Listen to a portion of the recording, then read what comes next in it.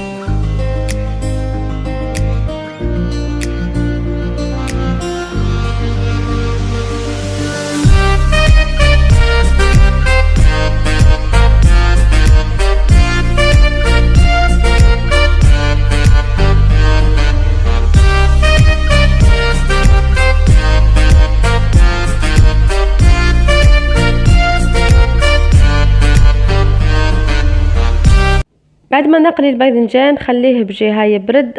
نحضر لاصوص.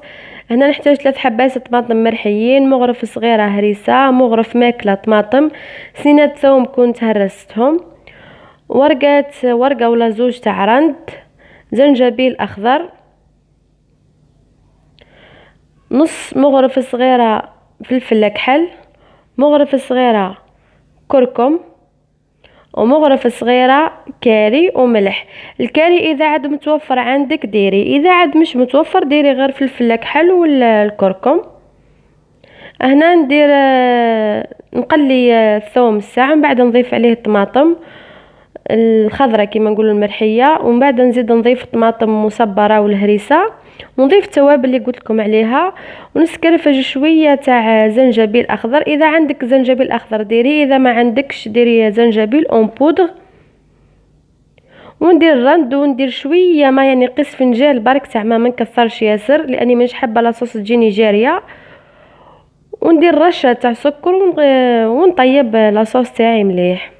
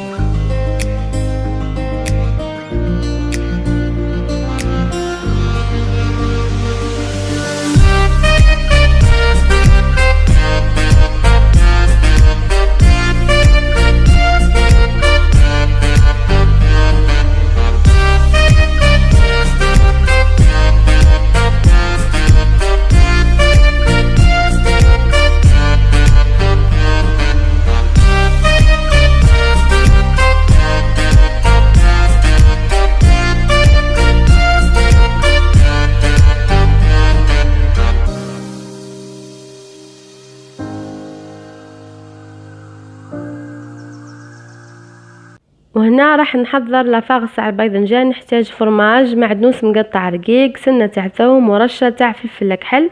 ما نديروش الملح لانه الفرماج عندنا مالح. نحط المعدنوس اللي كنت قطعته ديجا رقيق، ونسكرفج سنه تاع ثوم، وندير رشه تاع فلفل كحل.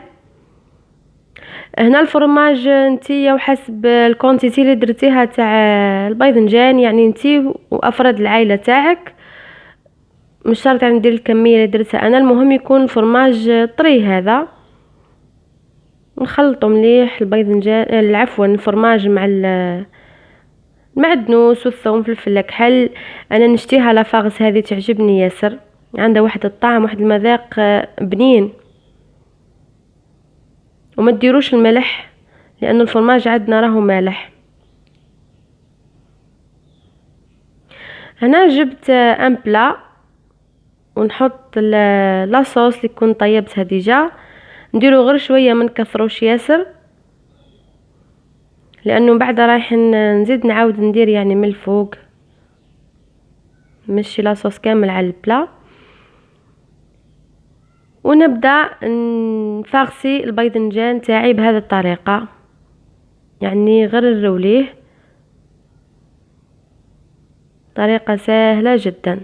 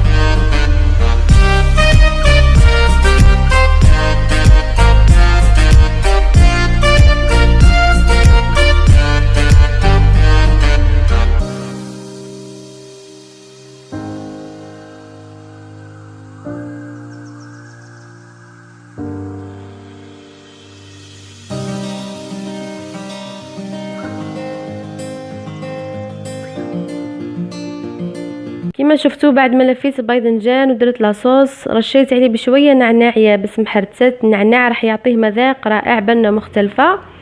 ونزيد فرماج ربي يعني جبن مبشور على الوجه تاع الكغاتا. وكون ديجا موجده الفور يسخن، راح ندخلو للفور مده 10 دقائق. نفتح عليه 5 دقائق من التحت ونزيد 5 دقائق من الفوق، ويكون الكغاتا واجد. في المرحله اللي طيب فيها الكغاتا انايا راح نغسل الماعن. كانوا عندي شويه يعني كما نقولوا مايعنات اللي طيبت فيهم، وشويه كانوا محطوطين من قبل سخنوا الماكله. راكم تعرفوا دار العائله يعني كنعود نطيب ما نشتيش نخلي الماعن ولا الكوزينه دايره هكذا باش تبقى دنيتي ديما نظيفه.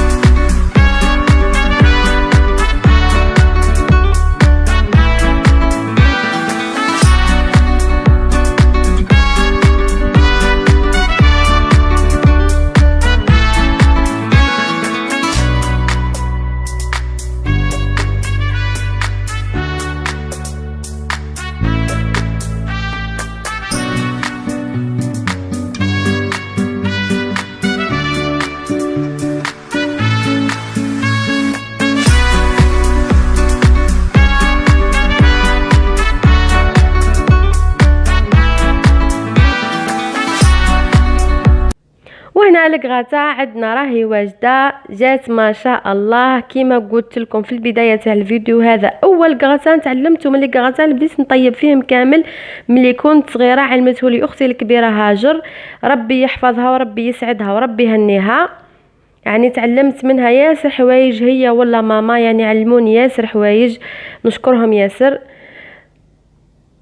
الكغاتا هذا كل ما نطيبو المذاق تاعو يبقى هو سبحان الله، وكأني اول مره نطيبو، رغم اني نطيبو يعني ياسر. وهنا رافقته مع الخبز اللي كان دارته ماما، ان شاء الله نديره لكم في فيديو من الفيديوهات الجايين، حتى هو خبز خفيف وهشوش روعه.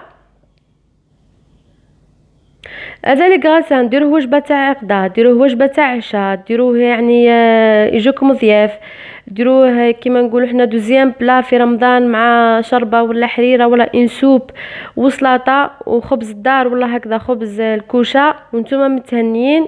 شفتوه ساهل ماهل ما يكلفش، ثم يعني طيب. والخبز دارته ماما قلت لكم ان شاء الله نديروه لكم. نحكي لكمش على البنه، يعني بنته روعه ما شاء الله، بنين ياسر ياسر ياسر. حبيباتي ان شاء الله تجربوا الوصفه هذه وتردوا لي. شاهدكم في الجنه، وان شاء الله كان الفيديو خفيف ظريف عليكم. اذا عجبكم الفيديو خلوا لي جيم وتعليقاتكم، نشكركم ياسر ياسر عليهم. واللي زوروا القناه اول مره دائما نقول لهم مرحبا بكم. ما تنسوش فقط انكم تشتركوا في القناه وتفعلوا الجرس هكذا باش يلحقكم كل جديد من فيديوهاتي. انتظروني فيديوهات اخرى ان شاء الله، الى الملتقى.